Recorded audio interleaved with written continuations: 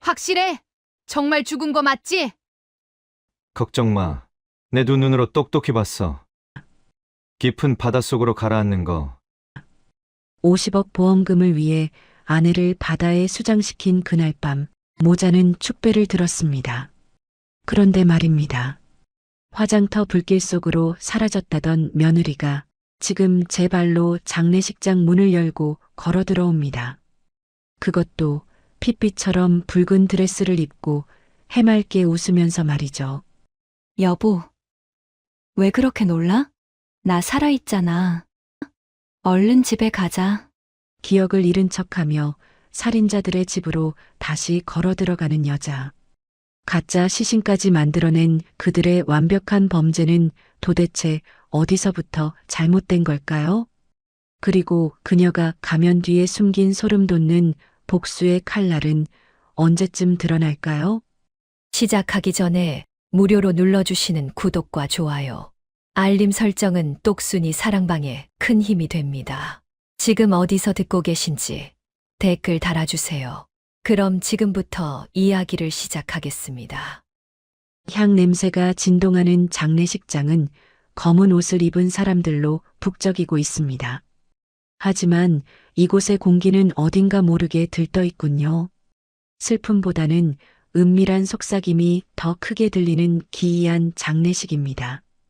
영정사진 속 윤세아는 환하게 웃고 있지만 정작 상주 자리에 선 남편 강현우의 얼굴은 흑빛이 되어 있습니다. 강현우가 마른 침을 꿀꺽 삼키며 넥타이를 거칠게 풀어 헤치는군요. 식은 땀이 줄줄 흐르는 이마를 손수건으로 닦아내며 강현우는 자꾸만 입구 쪽을 힐끔거립니다. 옆에 서 있던 어머니 최명자가 그런 아들을 쏘아보며 낮은 목소리로 꾸짖습니다. 정신 안 차려? 사람들이 다 보고 있잖아. 좀 슬픈 척이라도 하란 말이야. 최명자의 목소리는 날카롭지만 표정은 짐짓 비통한 척 연기를 하고 있습니다. 검은 상복을 입고 있지만 손가락에는 굵은 금반지가 번쩍이고 있군요. 강현우가 떨리는 목소리로 대답합니다. 엄마, 나 무서워요. 진짜 괜찮은 거 맞냐고. 경찰이 알면 어떡해? 최명자가 주변을 살피며 강현우의 팔뚝을 꼬집습니다. 입 닥쳐. 이미 화장까지 다 끝났어. 뼈가루가 누구 건지 귀신도 모를 판에 네가 왜 떨어? 의사한테도 돈 먹였고 서류도 완벽해. 이제 보험금 50억이 내 손에 들어오는데 다 된 밥에 재 뿌릴 거야? 강현우는 어머니의 기세에 눌려 입을 다물지만 여전히 다리는 후들거리고 있습니다. 그때 조문객들 틈에서 한 여자가 걸어 나옵니다. 강현우의 비서이자 내연녀인 김유리입니다. 김유리는 남들의 눈을 피해 강현우의 손을 슬쩍 스치며 지나갑니다. 김유리의 입가에는 승자의 미소가 걸려 있습니다. 상무님, 고생 많으셨어요. 이제 우리 꽃길만 걸으면 돼요. 오늘 밤에 알죠? 김유리가 눈을 찡긋하며 속삭이자 강현우의 표정이 그제야 조금 풀어집니다. 강현우가 김유리의 엉덩이를 슬쩍 건드리며 속삭입니다. 그래, 조금만 참자. 이 지겨운 연극도 오늘이면 끝이야.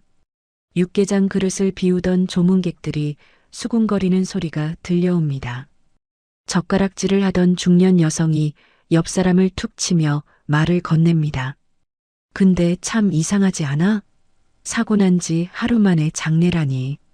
시신도 못 찾았다면서 관은 왜 저렇게 급하게 태웠대? 맞은편에 앉은 남자가 소주잔을 비우며 대꾸합니다. 그러게 말이야. 돈 냄새가 나지 않아? 저 집 며느리 보험금이 어마어마하다던데. 시어머니 표정 좀 봐. 남편 잃은 며느리 보내는 사람치고는 얼굴이 너무 좋잖아. 사람들의 의심 어린 시선에도 아랑곳하지 않고 최명자는 영정사진 앞으로 다가갑니다. 향을 하나 집어들고 불을 붙인 뒤 윤세아의 사진을 노려봅니다. 사진 속 며느리는 아무것도 모른다는 듯 해맑게 웃고 있습니다. 최명자가 향을 꽂으며 입모양으로만 중얼거립니다. 세아야, 너무 억울해하지 마라. 네가 죽어줘야 우리 현우가 살지 않겠니? 저승가서는 부디 돈 많은 집 딸로 태어나렴.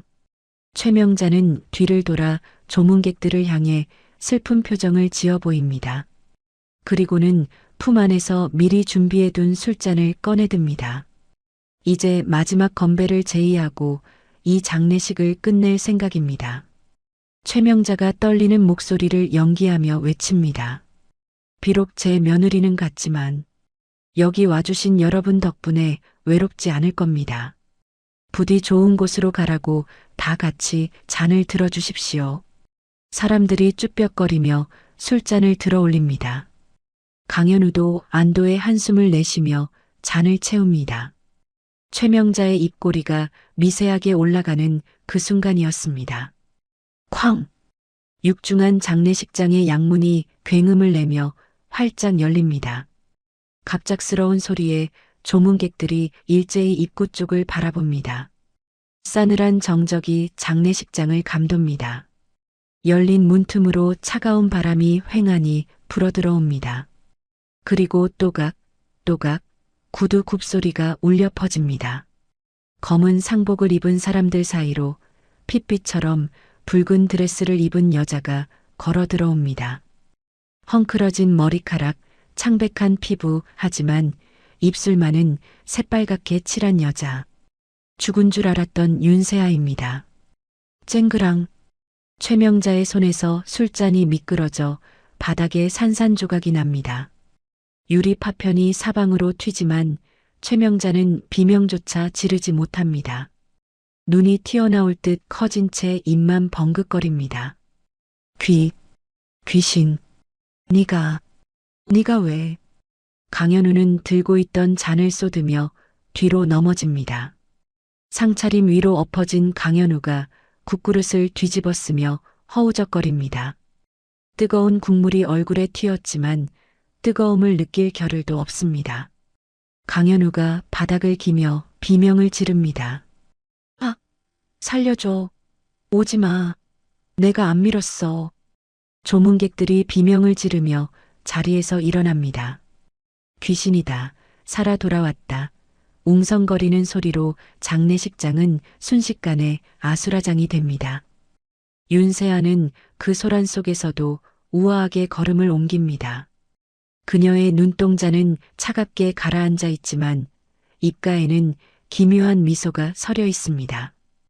윤세아는 넘어진 강현우를 지나쳐 곧장 자신의 영정사진 앞으로 걸어갑니다. 국화꽃 속에 파묻힌 자신의 사진을 물끄러미 바라보는 윤세아. 그녀의 뒷모습을 보며 김유리가 입을 틀어막고 바들바들 떨고 있습니다. 윤세아가 천천히 손을 뻗어 영정사진을 집어듭니다. 그리고 섬뜩할 정도로 큰 소리로 웃음을 터뜨립니다. 하하, 사진 참 잘 나왔네. 누가 골랐어? 어머님 안목인가? 윤세아는 사진 액자를 바닥에 내동댕이 칩니다. 와장창. 액자가 박살나며 유리 조각이 최명자의 발치로 튑니다. 최명자가 뒷걸음질 치다 의자에 걸려 주저앉습니다. 윤세아는 깨진 액자를 밟고 서서 최명자를 내려다봅니다. 그리고는 배를 문지르며 고개를 갸웃거립니다. 어머님, 저 배가 너무 고파요. 밥 좀 주세요. 왜 다들 멍하니 보고만 계세요? 윤세아는 대답 없는 시댁 식구들을 뒤로하고 조문객들의 식탁으로 다가갑니다. 사람들이 홍해 갈라지듯 길을 비켜줍니다. 윤세아는 남겨진 육개장 그릇을 집어들고 허겁지겁 밥을 말아먹기 시작합니다. 마치 며칠을 굶은 짐승처럼 붉은 국물을 입가에 묻히며 걸신 들린 듯 먹어치웁니다. 그 모습이 너무나 기괴하여 아무도 말릴 엄두를 내지 못합니다. 그때 신고를 받고 출동한 경찰들이 장례식장으로 들이닥칩니다. 무슨 일입니까? 사망자가 살아 돌아왔다는 신고를 받고 왔습니다. 형사가 윤세아에게 다가오자 밥을 먹던 윤세아가 숟가락을 떨어뜨립니다. 그리고 갑자기 머리를 감싸쥐며 고통스러운 표정을 짓습니다. 아, 머리가 깨질 것 같아요. 여기가 어디죠? 제가 왜 여기에 있는 거죠? 형사가 윤세아를 부축하며 묻습니다. 괜찮으십니까? 본인 이름이 뭡니까? 어떻게 된 일인지 기억나십니까? 윤세아는 겁에 질린 눈으로 강현우와 최명자를 번갈아 쳐다봅니다. 그리고는 아이처럼 울먹이며 말합니다. 저는 윤세아예요. 분명히 남편이랑 낚시를 갔었는데 발이 미끄러져서 바다에 빠졌어요. 눈을 떠보니 병원이었는데 사람들이 저를 여기로 데려왔어요. 무서워요. 남편은 어디 있죠? 윤세아의 완벽한 기억상실 연기에 형사들의 눈초리가 강현우에게 향합니다. 형사가 강현우에게 다가가 묻습니다. 이게 어떻게 된 겁니까? 부인이 살아있는데 사망 신고를 하고 장례를 치르다니요? 시신 확인은 제대로 한 겁니까? 강현우는 사색이 되어 말을 더듬습니다. 아니 그게 경찰서에서 시신을 찾았다고 연락이 와서 얼굴이 많이 훼손돼서 못 알아봤지만 옷이랑 신발이 제 아내 거랑 똑같아서 착오가 있었나 봅니다. 정말 몰랐습니다. 최명자가 급히 끼어들며 강현우를 감쌉니다. 맞아요, 형사님. 우리도 피해자라고요. 며느리가 죽은 줄 알고 얼마나 슬퍼했는데 살아 돌아왔으면 고마운 일이지 왜 죄인 취급을 해요? 최명자의 뻔뻔한 태도에 윤세아가 비틀거리며 일어섭니다. 그리고는 강현우에게 다가가 팔짱을 낍니다. 강현우가 소스라치게 놀라 팔을 빼려 하지만 윤세아는 거머리처럼 달라붙습니다. 윤세아가 강현우의 팔에 난 상주 완장을 거칠게 뜯어냅니다. 여보, 이런 거 차고 있지 마. 나 살아있잖아. 당신 나 죽은 줄 알고 많이 놀랐지? 이제 괜찮아. 나랑 집에 가자. 응? 윤세아의 손아귀 힘이 어찌나 센지 강현우의 팔에 손톱 자국이 날 정도입니다. 강현우는 울상을 지으며 최명자를 바라보지만 최명자도 어찌할 바를 모르고 입술만 깨물고 있습니다. 경찰은 일단 상황을 정리하고 추후에 다시 조사를 하겠다고 말합니다. 윤세아는 강현우를 질질 끌다시피 하여 장례식장 밖으로 나갑니다. 검은 리무진 앞에 선 윤세아가 뒤따라 나온 최명자와 김유리를 돌아봅니다. 가로등 불빛 아래 비친 윤세아의 얼굴. 기억을 잃었다던 그녀의 입꼬리가 싸늘하게 비틀려 올라갑니다. 어머님, 아가씨, 빨리 타세요. 우리 가족 다 같이 가야죠. 윤세아의 눈빛은 말하고 있습니다. 이제부터가 진짜 지옥이라고. 공포와 의심으로 얼룩진 강현우와 최명자의 얼굴, 그리고 그들 사이에서 섬뜩하게 미소 짓는 윤세아의 모습이 교차합니다. 기묘하고도 불편한 귀가길이 시작되었습니다. 집으로 돌아오는 차 안에는 숨막히는 침묵만이 감돌았습니다. 윤세아는 창밖을 보며 알 수 없는 콧노래를 흥얼거렸고 운전대를 잡은 강현우의 손은 쉴 새 없이 떨렸습니다.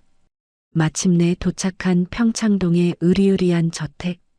높은 담벼락이 요새처럼 둘러쳐진 그곳은 윤세아에게는 감옥이자 지옥이었습니다.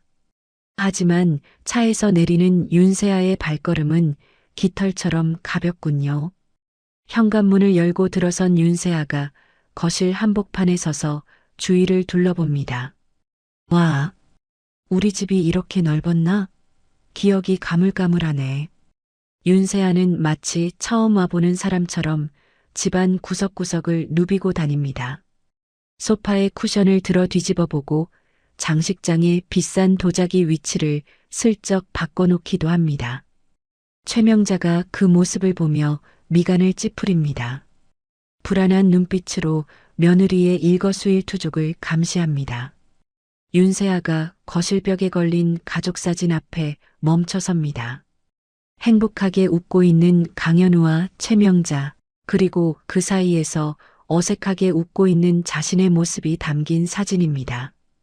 윤세아가 손가락으로 사진 속 강현우의 얼굴을 톡톡 건드리며 말합니다. 여보, 사진 속 당신은 참 행복해 보이네. 나랑 같이 있어서 좋은가 봐. 강현우는 그 말이 마치 비수처럼 꽂혀 등골이 오싹해집니다. 강현우가 시선을 피하며 웅얼거립니다. 그래. 당연하지. 당신이 살아와서 얼마나 다행인지 몰라. 윤세아는 빙긋 웃으며 사진 액자를 삐딱하게 돌려놓습니다. 수평이 맞지 않아 위태롭게 걸린 액자가 금방이라도 떨어질 것 같습니다. 최명자가 참지 못하고 소리칩니다. 예, 정신 사납게 뭐하는 짓이니? 얼른 들어가서 씻고 쉬어라. 옷이 그게 뭐냐? 장례식장에서 입던 붉은 드레스를 입고 집안을 활보하다니. 어머님도 참, 저 기억 안 난다니까요? 제 방이 어디였죠? 아, 2층 끝방이었나? 윤세아는 대답도 듣지 않고 2층 계단을 성큼성큼 올라갑니다. 그녀가 사라지자마자 최명자가 강현우의 팔을 잡아 끌고 서재로 들어갑니다. 서재 문을 걸어 잠그자마자 최명자가 아들의 등짝을 내리칩니다. 너 똑바로 말해. 진짜 민 거 맞아? 바다에 빠지는 거 확인했냐고. 강현우가 억울하다는 듯 소리칩니다. 몇 번을 말해요. 내 두 눈으로 똑똑히 봤어요. 절벽 끝에서 밀었고 풍덩 소리까지 났다고요. 그 높이에서 떨어졌는데 어떻게 살아 돌아오냐고요. 강현우의 머릿속에 그날의 기억이 선명하게 떠오릅니다.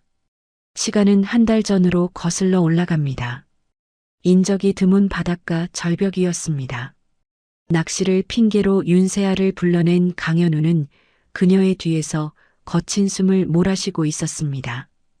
바람이 세차게 불어 파도 소리가 요란했습니다. 여보, 여기 경치 진짜 좋다. 얼른 와서 봐봐. 윤세아는 아무것도 모른 채 절벽 끝에 서서 바다를 내려다보고 있었습니다. 강현우는 떨리는 손을 뻗었습니다. 저 멀리 차 안에서 최명자가 선글라스를 낀 채 지켜보고 있었죠. 밀어. 지금이야. 어머니의 환청이 들리는 듯 했습니다. 강현우는 눈을 질끈 감고 윤세아의 등을 힘껏 밀었습니다. 으악! 짧은 비명과 함께 윤세아의 몸이 허공으로 사라졌습니다. 검푸른 바다가 그녀를 집어삼키는 모습까지 확인했습니다. 그런데 그녀가 지금 살아서 2층 방에 있다는 사실이 믿기지 않습니다. 다시 현재의 서재 안. 최명자가 손톱을 물어뜯으며 방 안을 서성입니다. 혹시 연기하는 거 아니니? 기억 다 하는데 모르는 척하는 거면 어쩔 거야? 우리 다 죽어. 연기라면 경찰한테 바로 신고했겠죠. 왜 제 발로 다시 들어와요? 진짜 머리가 어떻게 된 거 아닐까요? 아까 장례식장에서도 눈빛이 이상했잖아요. 모르겠다. 일단 지켜보자. 보험금 청구한 건 어떻게든 막아야 해. 보험사 조사관들이 냄새 맡으면 끝장이야. 내 처남한테 연락해서 가짜 시신 처리한 의사 입단속부터 시켜. 두 모자가 음모를 꾸미는 사이 밤은 깊어갑니다. 새벽 2시 정막이 감도는 거실. 강현우는 목이 타서 잠을 이루지 못하고 방을 나옵니다. 부엌으로 가서 냉장고 문을 열고 물병을 꺼냅니다. 차가운 물을 벌컥벌컥 들이키고 돌아서는 순간이었습니다. 흡! 강현우는 심장이 멎는 것 같아 입을 틀어막습니다. 거실 한복판, 달빛이 비치는 곳에 윤세아가 서 있습니다. 그런데 모습이 기괴합니다. 하얀 잠옷은 물에 흠뻑 젖어 바닥으로 물방울이 뚝뚝 떨어지고 있습니다. 머리카락은 미역처럼 얼굴에 달라붙어 있고 맨발인 발치에는 물웅덩이가 고여 있습니다. 누구? 세안이? 강현우가 뒷걸음질 치며 묻습니다. 윤세아는 초점 없는 눈으로 허공을 응시하며 웅얼거립니다. 추워. 너무 추워. 물이 차가워. 마치 몽유병 환자 같습니다. 강현우는 공포에 질려 스위치를 찾아 거실불을 켭니다. 환한 불빛이 들어오자 윤세아가 몸을 부르르 떱니다. 그리고는 갑자기 정신이 든 사람처럼 눈을 깜빡이며 자신의 몸을 내려다봅니다. 어머, 내가 왜 이러고 있지? 옷이 왜 다 젖었어? 윤세아는 천진난만하게 강현우를 바라봅니다. 강현우는 다리에 힘이 풀려 주저앉을 뻔합니다. 너 방금 뭐라고 했어? 춥다고. 물이 차갑다고 그랬잖아. 내가 무슨 소리야? 그냥 자다가 목말라서 나왔는데? 아, 욕실에서 세수하다가 물을 좀 엎질렀나 봐. 당신 왜 그래? 식은땀을 그렇게 흘리고. 윤세아가 젖은 손으로 강현우의 뺨을 만지려 다가옵니다. 차가운 물기가 닿자 강현우는 비명을 지르며 그녀의 손을 뿌리칩니다. 만지지 마. 저리 가. 귀신이야, 귀신. 강현우는 도망치듯 안방으로 뛰어들어갑니다. 홀로 남은 윤세아. 그녀는 닫힌 안방 문을 바라보며 젖은 머리카락을 쓸어 넘깁니다. 그녀의 눈빛이 차갑게 빛납니다. 일부러 욕조에 물을 받아 온몸을 적신 보람이 있군요. 다음 날 아침 식사 시간입니다. 식탁 위에는 정적만이 흐릅니다. 최명자는 밥알을 새는 듯 깨작거리고 강현우는 눈밑이 퀭한 채 멍하니 앉아 있습니다. 그때 2층에서 늦잠을 잔 신우이 강지수가 내려옵니다. 화려한 네일아트를 한 손으로 스마트폰을 만지작거리며 식탁에 앉습니다. 아, 배고파. 오늘 메뉴 뭐야? 언니도 같이 먹네. 진짜 살아온 거 맞구나. 대박. 강지수는 윤세아를 보며 신기하다는 듯 폰으로 사진을 찍으려 합니다. 윤세아는 싱긋 웃어주며 수저를 듭니다. 그때 도우미 아주머니가 메인 요리를 식탁 중앙에 내려놓습니다. 잘 구워진 큼지막한 고등어 구이입니다. 윤세아의 시선이 고등어의 눈 아래 고정됩니다. 희뿌연 생선의 눈이 자신을 노려보는 것 같습니다. 윤세아의 호흡이 거칠어집니다. 허. 윤세아가 숟가락을 떨어뜨리며 귀를 막습니다. 그녀의 눈앞에 환영이 보입니다. 차가운 바닷속, 자신의 몸을 뜯어먹으려 달려들던 물고기 떼들. 치우라고. 날 먹으려고 해. 저 물고기가 날 쳐다본다고. 윤세아가 비명을 지르며 생선 접시를 손으로 쳐냅니다. 쨍그랑. 접시가 바닥에 떨어져 박살나고 생선살이 사방으로 튑니다. 강지수가 기겁하며 옷을 텁니다. 아, 진짜. 미쳤어? 내 옷에 다 튀었잖아. 최명자가 벌떡 일어나 소리칩니다. 아침부터 무슨 행패니? 귀신이 씌어도 단단히 씌었구나. 윤세아는 식탁 밑으로 기어들어가 몸을 웅크리고 덜덜 떱니다. 잘못했어요. 살려주세요. 물고기 밥이 되기 싫어요. 어머님, 저 좀 꺼내주세요. 바다가 너무 깊어요. 윤세아의 애원은 연기라기엔 너무나 처절합니다. 그 모습에 강현우는 또다시 공포를 느낍니다. 자신이 저지른 죄가 눈앞에서 살아 움직이는 것 같으니까요. 강지수는 이 상황이 짜증나면서도 흥미롭습니다. 몰래 폰을 들어 식탁 밑에서 떨고 있는 윤세아의 모습을 동영상으로 찍습니다. 그리고는 바로 SNS에 업로드합니다. 죽은 줄 알았던 올케가 돌아왔는데 상태가 이상함. 밤마다 물 흘리고 다니고 아침엔 생선 보고 발작함. 소름 돋아. 한바탕 소동이 지나가고 오후가 되었습니다. 집안은 다시 고요해졌지만 긴장감은 여전합니다. 윤세아는 언제 그랬냐는 듯 멀쩡한 얼굴로 청소기를 돌리고 있습니다. 그녀가 향한 곳은 최명자의 방입니다. 최명자는 외출하고 없습니다. 윤세아는 청소기를 밀며 방 안 깊숙이 들어갑니다. 벽에 걸린 거대한 동양화 액자 뒤 그곳에 비밀 금고가 있다는 것을 그녀는 알고 있습니다. 윤세아는 청소기 소음을 방패 삼아 금고 주위를 맴돕니다. 금고 다이얼을 만지작거리다 인기척이 들리자 급히 청소하는 척합니다. 때마침 외출해서 돌아온 최명자가 방문을 벌컥 엽니다. 너 거기서 뭐 하는 거야? 최명자가 달려와 윤세아를 거칠게 밀쳐냅니다. 누가 내 방 청소하랬어? 도우미 아줌마 뒀다 뭐하라고 네가 설쳐? 윤세아가 넘어진 채로 억울한 표정을 짓습니다. 어머님 오셨어요? 저는 그냥 집안일이라도 돕고 싶어서. 먼지가 많길래. 필요 없다. 당장 나가. 내 방엔 얼씬도 하지 마. 최명자는 금고가 있는 그림 쪽을 불안하게 쳐다보며 소리칩니다. 윤세아는 죄송하다며 고개를 숙이고 방을 나갑니다. 하지만 돌아선 그녀의 얼굴에는 회심의 미소가 번집니다. 최명자가 저렇게 과민 반응을 하는 걸 보니 이중 장부와 비자금 내역이 저 안에 있는 게 확실합니다. 최명자는 윤세아가 나간 뒤에도 분이 풀리지 않아 씩씩거립니다. 어딘가로 전화를 겁니다. 자주 찾는 무당집입니다. 보살님 접니다. 네, 일이 꼬여도 단단히 꼬였어요. 며느리년이 살아 돌아왔는데 눈깔이 맛이 갔습니다.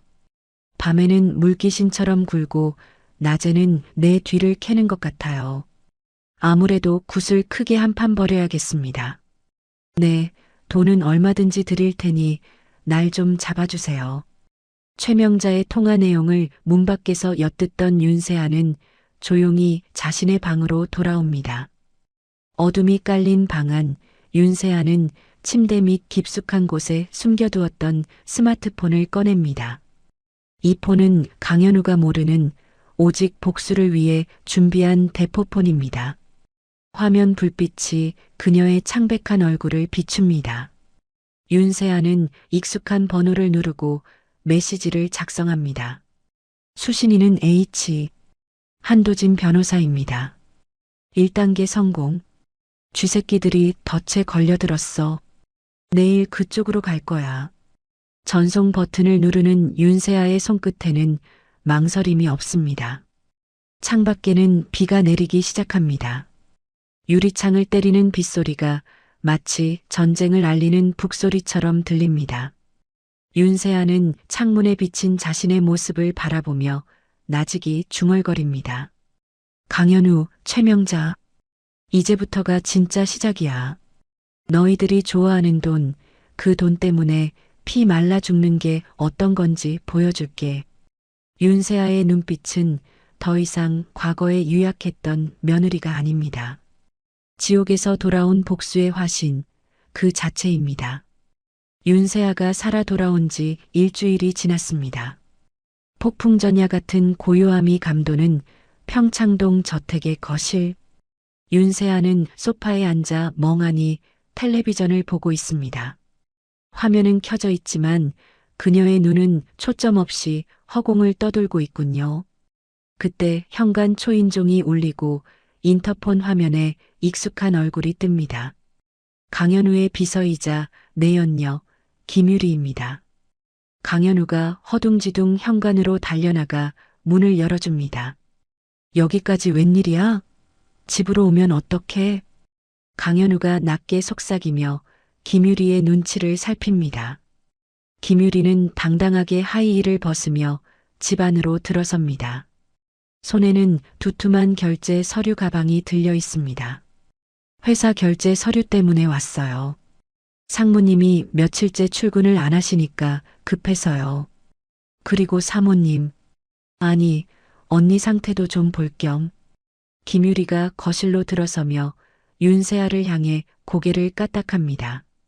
윤세아는 김유리를 보자마자 화색이 돌며 자리에서 벌떡 일어납니다. 어머, 김 비서님 아니에요? 세상에 여기까지 와주고 너무 고마워요. 제가 사고 난 뒤로 통 못 뵀죠? 윤세아는 김유리의 두 손을 꼭 잡으며 반가워합니다. 김유리는 윤세아의 손이 닿자 소름이 돋는 듯 슬며시 손을 뺍니다. 하지만 윤세아는 아랑곳하지 않고 김유리를 소파 상석에 앉힙니다. 앉아요, 어서. 현우 씨, 뭐해요? 손님이 왔는데 멀뚱히 서서. 내가 차라도 내올게요. 김 비서님 홍차 좋아했죠? 윤세아는 대답도 듣지 않고 주방으로 총총 걸음으로 사라집니다. 강현우와 김유리는 서로를 마주보며 난처한 표정을 짓습니다. 김유리가 입모양으로 진짜 미친 거 아니야? 라고 묻자 강현우는 어깨를 으쓱해 보입니다. 잠시 후 윤세아가 쟁반을 들고 나타납니다. 김이 모락모락 나는 뜨거운 찻잔 2개가 놓여 있습니다. 윤세아는 조심조심 걸음을 옮기며 김유리에게 다가갑니다. 자, 뜨거우니까 조심하세요. 제가 특별히 우려낸 그 순간입니다. 윤세아의 발이 꼬인 듯 휘청거립니다. 어머, 윤세아의 몸이 앞으로 쏠리며 쟁반 위에 있던 찻잔이 김유리의 무릎 위로 쏟아집니다. 펄펄 끓는 붉은 홍차가 김유리의 얇은 스커트 위를 덮칩니다. 아, 뜨거워. 김유리가 비명을 지르며 벌떡 일어납니다. 살이 타들어가는 고통에 김유리는 체면도 잊고 방방 뜁니다. 강현우가 사색이 되어 김유리에게 달려듭니다. 유리야, 괜찮아? 아, 뜨겁겠다. 얼른 찬물 가져와. 강현우는 아내 윤세아가 보고 있다는 것도 잊은 채 김유리의 젖은 치마를 털어내며 안절부절 못합니다. 윤세아는 입을 틀어막고 놀란 토끼 눈을 하고 있습니다. 어머, 어떡해. 미안해요, 김 비서님. 제가 요즘 손에 힘이 없어서. 많이 뜨거워요? 어쩌면 좋아. 윤세아의 목소리는 떨리고 있지만 손으로 가린 입꼬리는 살짝 올라가 있습니다. 강현우가 김유리를 부축하며 욕실 쪽으로 이끕니다. 일단 화장실 가서 씻어. 찬물로 식혀야 해. 빨리. 김유리는 고통스러운 표정으로 강현우의 부축을 받으며 욕실로 절뚝거립니다. 욕실 문이 닫히자 거실에는 윤세아 혼자 남습니다. 윤세아의 표정이 순식간에 차갑게 변합니다. 소파 위에 덩그러니 놓인 김유리의 명품 가방. 윤세아는 재빠르게 가방을 집어듭니다. 가방 안을 뒤적거려 안감 깊숙한 곳을 찾습니다. 주머니에서 콩알만한 검은 물체를 꺼냅니다. 고성능 도청기입니다. 윤세아는 도청기를 가방 안감 터진 틈새로 깊숙이 밀어넣습니다. 그리고 아무 일도 없었다는 듯 가방을 제자리에 내려놓습니다. 심장이 쿵쿵 뛰지만 손놀림은 매끄럽습니다. 잠시 후 젖은 치마를 닦아낸 김유리와 강현우가 욕실에서 나옵니다. 김유리의 허벅지는 붉게 부어올라 있습니다. 김유리가 도끼 어린 눈으로 윤세아를 노려보려다 억지로 표정을 관리합니다. 괜찮아요. 실수하실 수도 있죠. 제가 옷을 좀 갈아입어야 할 것 같은데. 그때입니다. 딩동. 현관 벨소리가 날카롭게 울립니다. 이 시간에 올 사람이 없는데 누구일까요? 최명자가 2층에서 내려오며 짜증 섞인 목소리로 묻습니다. 누구냐? 시끄럽게. 도우미 아주머니가 인터폰을 확인하더니 당황한 얼굴로 말합니다. 저 변호사라고 하시는데요. 주인 어른을 뵙겠다고. 강현우와 최명자가 의아한 표정으로 현관을 바라봅니다. 문이 열리고 훤칠한 키의 남자가 들어옵니다. 딱 떨어지는 네이비색 수트를 입고 한 손에는 서류 가방을 든 남자. 한도진입니다. 날카로운 눈매와 다부진 인매가 예사롭지 않은 기운을 풍깁니다. 한도진이 거실 중앙으로 걸어 들어와 정중하지만 딱딱하게 고개를 숙입니다. 안녕하십니까? 법무법인 정의의 한도진 변호사입니다. 최명자가 팔짱을 끼며 쏘아붙입니다. 변호사? 우리 집에 무슨 볼일이죠? 우린 변호사 부른 적 없는데. 한도진은 여유롭게 미소 지으며 품 안에서 서류 봉투를 꺼냅니다. 그리고 탁자 위에 서류를 툭 던지듯 내려놓습니다. 부르신 적은 없겠지만 갚으실 돈은 있으시죠? 최명자 씨 앞으로 된 채무 변제 기일이 한참 지났습니다. 채권자의 위임을 받고 왔습니다. 최명자가 코웃음을 치며 서류를 집어듭니다. 채무? 내가 무슨 빚이 있다고 그래? 지난번에 다 정리했잖아. 서류를 읽어 내려가던 최명자의 눈이 점점 커집니다.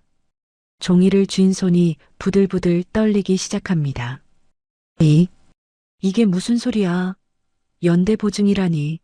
그 인간이 내 명의를 도용했다는 거야? 한도진이 차가운 목소리로 설명합니다. 도용이 아니라 직접 도장 찍어주신 겁니다. 5년 전 강남 땅 매입할 때 쓰셨던 인감도장 맞습니다. 원금의 연체 이자까지 합치면 지금 사시는 이 집을 팔아도 모자랄 겁니다. 말도 안 돼. 이건 사기야. 난 모르는 일이라고. 최명자가 서류를 박박 찢으려 하자 한도진이 재빨리 그녀의 손목을 낚아챕니다. 강한 악력에 최명자가 비명을 지르며 손을 놓습니다. 함부로 훼손하시면 공문서 위조 및 손괴죄가 추가됩니다. 지금 당장 상환 계획을 말씀하시지 않으면 내일 당장 이 집에 압류 집행 들어옵니다. 한도진이 주변의 고가 도자기와 미술품들을 눈으로 훑습니다. 저 고려청자랑 벽에 걸린 이우한 화백 그림. 저것들부터 빨간 딱지 붙겠군요. 자신의 분신과도 같은 미술품들에 압류 딱지가 붙는다는 말에 최명자의 얼굴이 하얗게 질립니다. 옆에서 지켜보던 강현우가 나서며 소리칩니다. 이보세요. 말씀이 너무 지나치신 거 아닙니까? 우리가 돈 떼먹는 사람들도 아니고 내가 알아서 해결할 테니까 당장 나가요. 한도진이 강현우를 천천히 돌아봅니다. 그의 눈빛에 경멸이 스칩니다. 강현우 상무님, 회사 사정도 안 좋으시던데 해결이 되시겠습니까? 최근에 분식회계로 적자를 흑자로 둔갑시킨 정황도 파악하고 있습니다만 강현우가 꿀먹은 벙어리처럼 입을 다뭅니다. 자신의 치부까지 꿰뚫고 있는 이 남자가 두려워집니다. 김유리도 상황이 심상치 않음을 직감하고 슬금슬금 뒷걸음질 칩니다. 최명자가 비틀거리며 강현우의 옷자락을 잡습니다. 현우야, 일단 방으로 가자. 변호사 양반, 잠깐만 기다려요. 우리끼리 상의 좀 할 테니까. 최명자와 강현우 그리고 김유리까지 쫓기듯 안방으로 들어갑니다. 거실에는 이제 윤세아와 한도진 두 사람만이 남았습니다. 무거운 침묵이 흐릅니다. 하지만 두 사람의 눈빛은 뜨겁게 얽힙니다. 한도진이 주위를 살피더니 윤세아에게 한 걸음 다가갑니다. 그의 표정에서 냉기가 사라지고 걱정과 안도가 섞인 따뜻함이 번집니다. 한도진이 품 안에서 명함 지갑을 꺼냅니다. 혹시라도 법적인 도움이 필요하시면 연락 주십시오. 제 명함입니다. 한도진이 윤세아에게 명함을 건네는 척하며 그녀의 손을 잡습니다. 윤세아의 손바닥 안으로 차가운 금속성의 물건이 전해집니다. 엄지손가락만 한 초소형 카메라가 담긴 USB입니다. 윤세아는 자연스럽게 주먹을 쥐어 USB를 숨깁니다. 두 사람의 손끝이 찰나의 순간 스칩니다. 한도진이 윤세아의 눈을 깊이 바라보며 나직하게 말합니다. 혼자가 아닙니다. 버티셔야 합니다. 윤세아가 미세하게 고개를 끄덕입니다. 그녀의 눈가에 맺힌 물기를 한도진이 애써 외면하며 돌아섭니다. 그때 안방 문이 열리고 최명자가 나옵니다. 얼굴은 흑빛이지만 목소리에는 도끼가 서려 있습니다. 일주일만 시간을 줘요. 어떻게든 현금 마련해 놓을 테니까. 대신 암윤이 뭐니 헛소리하고 다니면 명예훼손으로 고소할 줄 알아요. 한도진이 깎듯이 고개를 숙입니다. 알겠습니다. 딱 일주일 드립니다. 그 안에 입금 확인 안 되면 바로 집행관 대동하고 오겠습니다. 한도진은 뒤도 돌아보지 않고 현관을 나갑니다. 쾅 소리와 함께 문이 닫히자 최명자가 소파에 주저앉으며 통곡합니다. 아이고, 내 팔자야.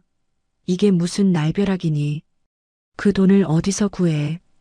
강현우가 머리를 감싸쥐고 괴로워합니다. 김유리는 눈치를 보며 슬그머니 가방을 챙깁니다. 윤세아는 이 난장판 속에서 주머니 속에 USB를 꽉 쥐어봅니다. 차가운 금속의 감촉이 그녀에게 뜨거운 용기를 불어넣습니다. 윤세아는 울고 있는 최명자에게 다가가 등을 토닥이며 말합니다. 어머님, 너무 걱정 마세요. 다 잘 될 거예요. 제가 있잖아요. 윤세아의 위로는 따뜻하지만 그 눈은 한없이 차갑습니다. 거실 창밖으로 멀어지는 한도진의 차가 보입니다. 이제 본격적인 게임이 시작되었습니다.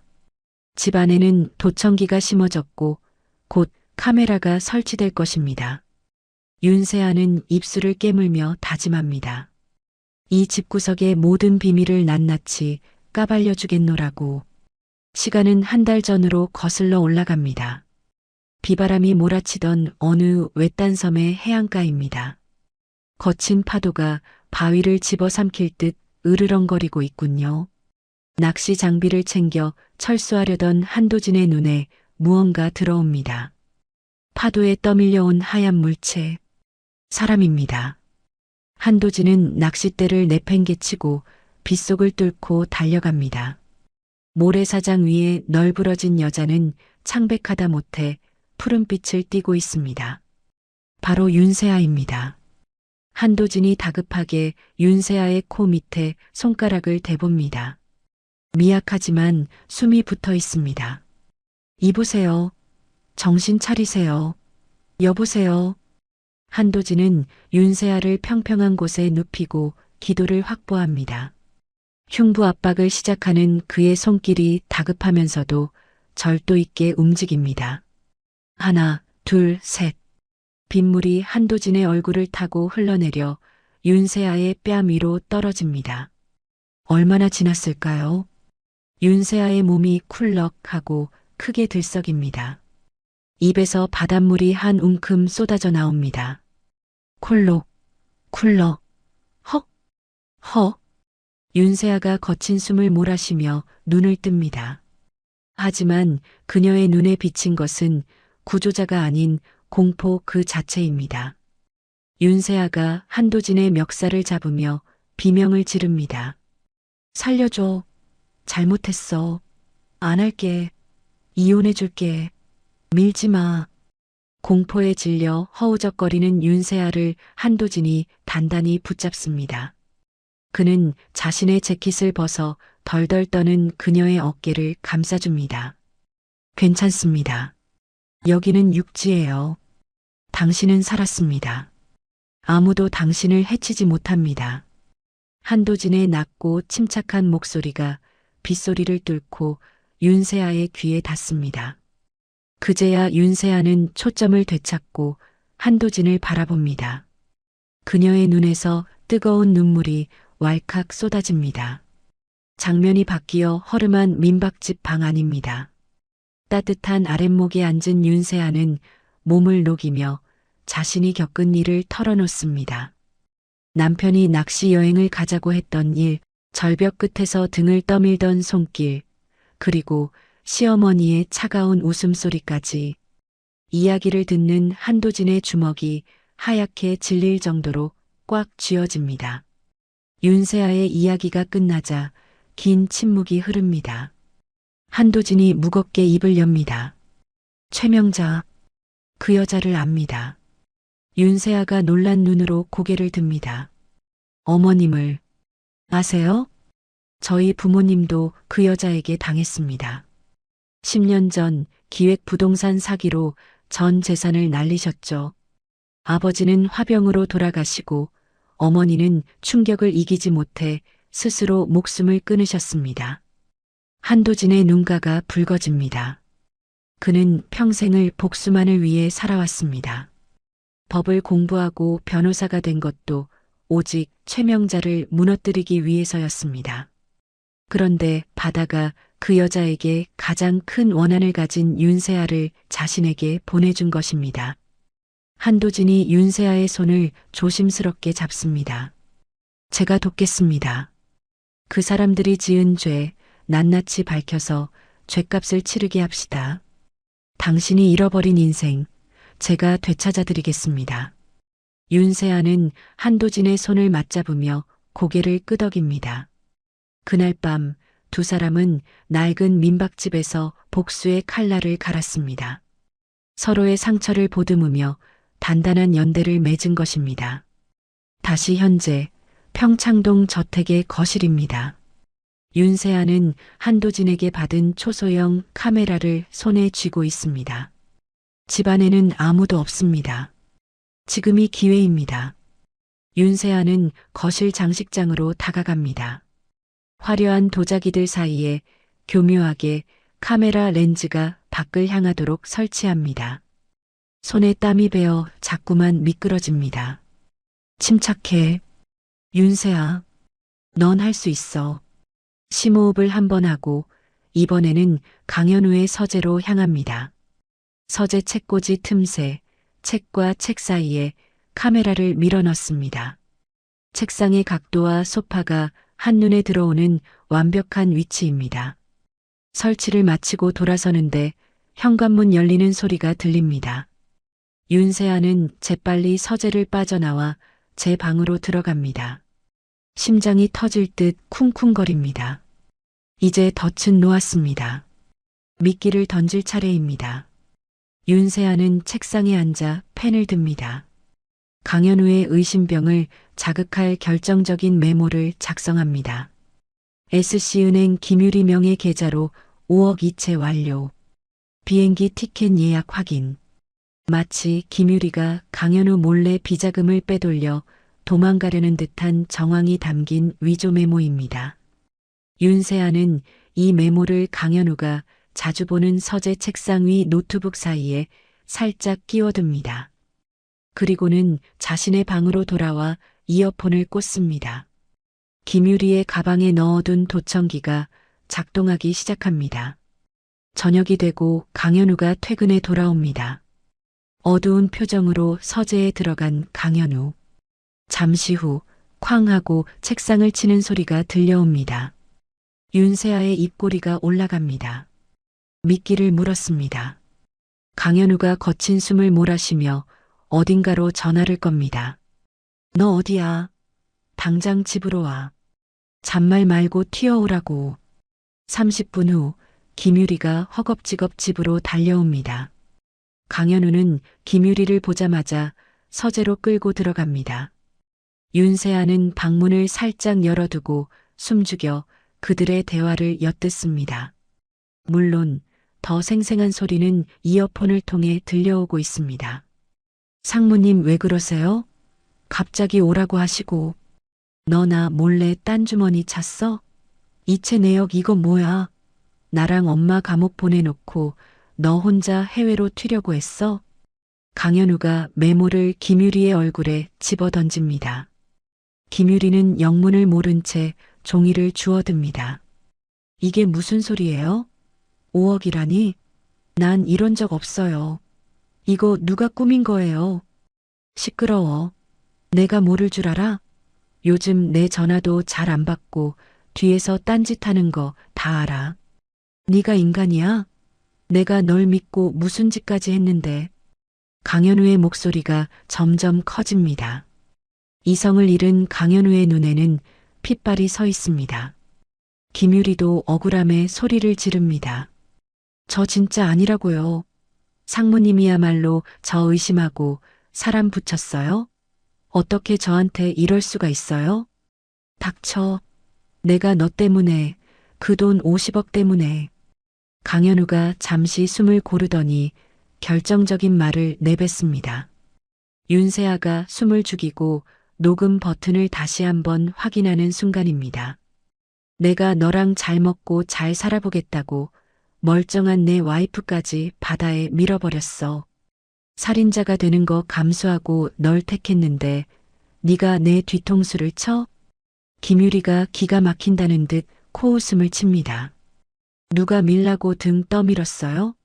본인이 돈 욕심나서 해놓고 왜 나한테 뒤집어 씌워요? 그리고 어머니가 시키신 거잖아요. 뭐야? 너 말 다 했어? 그래, 다 같이 죽자. 경찰에 다 불어버릴 거야. 서재 안에서는 물건이 부서지고 고성이 오가는 난투극이 벌어집니다. 윤세아는 조용히 이어폰을 뺍니다. 확실합니다. 강현우의 입으로 직접 살인을 시인했고 김유리 또한 범행을 알고 있었다는 사실이 녹음되었습니다. 게다가 최명자의 사주가 있었다는 내용까지 담겼군요. 이보다 더 완벽한 증거는 없습니다. 윤세아는 창가로 다가가 밖을 내다봅니다. 밤하늘에 번개가 번쩍이더니 굵은 빗줄기가 쏟아지기 시작합니다. 마치 한 달 전 그녀가 죽음의 문턱에서 살아 돌아오던 그날 밤처럼 말이죠. 띠링. 문자 메시지가 도착합니다. 한도진입니다. 방송국 PD와 접촉했습니다. 준비는 끝났습니다. 내일 파티장, 그곳이 그들의 무덤이 될 겁니다. 윤세아는 짧게 답장을 보냅니다. 증거 확보했어요. 내일 봐요. 나의 공범자님. 서재 문이 벌컥 열리고 강현우가 씩씩거리며 나옵니다. 김유리는 머리가 헝클어진 채 울면서 뒤따라 나옵니다. 두 사람은 서로를 죽일 듯 노려보며 각자의 방으로, 집 밖으로 흩어집니다. 이미 금이 가버린 그들의 신뢰는 돌이킬 수 없습니다. 윤세아는 어둠 속에서 그 모습을 지켜보며 차갑게 식은 홍차를 한 모금 마십니다. 씁쓸하지만 끝맛은 묘하게 달콤합니다. 다음 날 아침 폭풍우가 지나간 하늘은 거짓말처럼 맑게 개어 있습니다. 오늘은 강현우 회사의 창립 기념일 파티가 있는 날입니다. 윤세아는 드레스룸에서 가장 화려하고 우아한 드레스를 고릅니다. 거울 앞에 선 윤세아. 그녀는 붉은 립스틱을 짙게 바르며 거울 속의 자신에게 속삭입니다.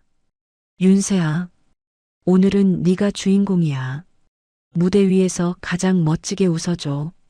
그녀의 눈빛은 결의에 차 있습니다.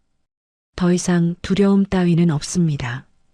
오늘 밤 화려한 파티장은 그들의 추악한 진실이 까발려지는 단죄의 장이 될 것입니다. 윤세아가 핸드백을 챙겨 들고 방문을 나섭니다. 또각, 복도에 울려 퍼지는 구두 소리가 마치 카운트다운처럼 들립니다. 심판의 시간이 다가오고 있습니다. 호텔 연회장은 눈이 부시도록 화려합니다.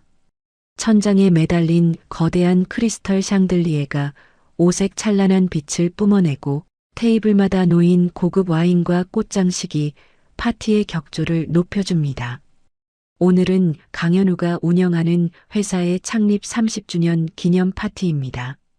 정재계 인사들과 기자들이 구름대처럼 몰려와 인산인해를 이루고 있군요. 이 화려한 무대 위에서 강현우와 최명자는 세상에서 가장 품이 있는 모자를 연기하고 있습니다.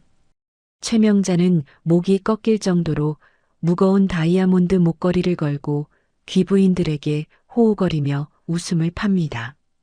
어머, 김 회장님 사모님 아니세요? 와주셔서 감사합니다. 우리 현우가 이번에 아주 큰 프로젝트를 따냈거든요. 다 여러분 덕분이죠. 최명자의 입은 웃고 있지만 눈은 끊임없이 주변을 스캔하며 자신보다 비싼 보석을 한 사람이 없는지 살피고 있습니다. 강현우 역시 턱시도를 빼입고 여유로운 미소를 지으며 손님들과 악수를 합니다. 반갑습니다. 앞으로도 저희 회사 잘 부탁드립니다. 그 곁에는 윤세아가 그림처럼 서 있습니다. 우아한 아이보리색 드레스를 입은 그녀는 마치 천사처럼 보입니다. 하지만 그녀의 손에는 샴페인 잔 대신 차가운 긴장감이 감돌고 있군요. 사람들이 윤세아를 보며 수군거립니다. 저분이 그 죽었다 살아온 며느리라며? 기억상실증이라던데 표정은 아주 멀쩡하네. 시댁이 지극정성으로 돌봐줬다잖아. 역시 있는 집은 달라.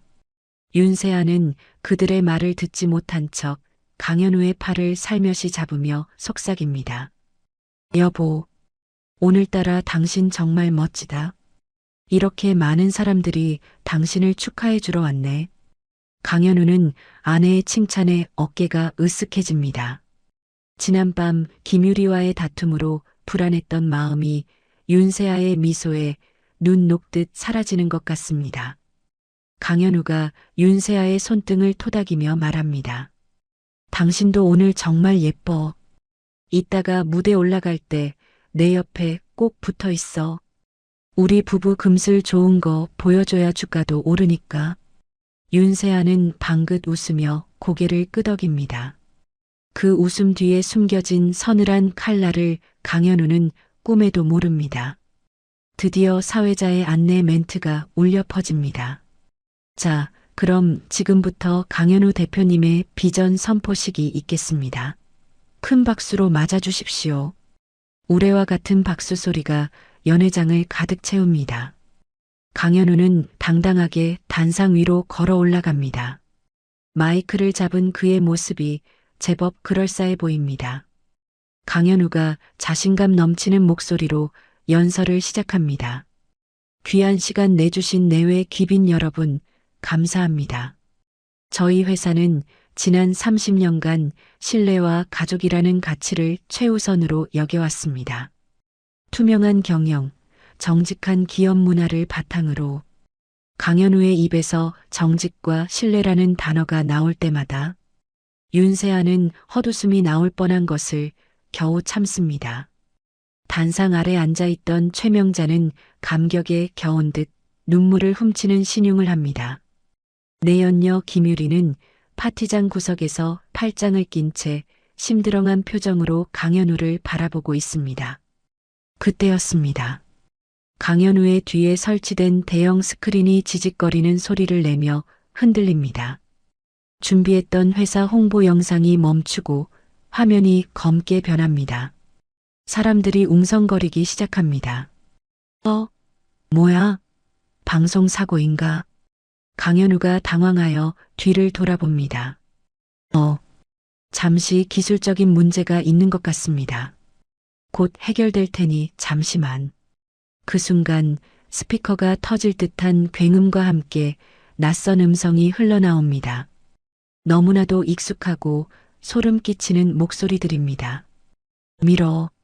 지금이야. 아무도 안 봐. 최명자의 목소리입니다. 연회장의 모든 소음이 일순간에 멈춥니다. 정적 속에 강현우의 목소리가 이어집니다. 진짜 밀어? 죽으면 어떡해? 죽으라고 미는 거지 살리려고 미니? 보험금이 50억이야.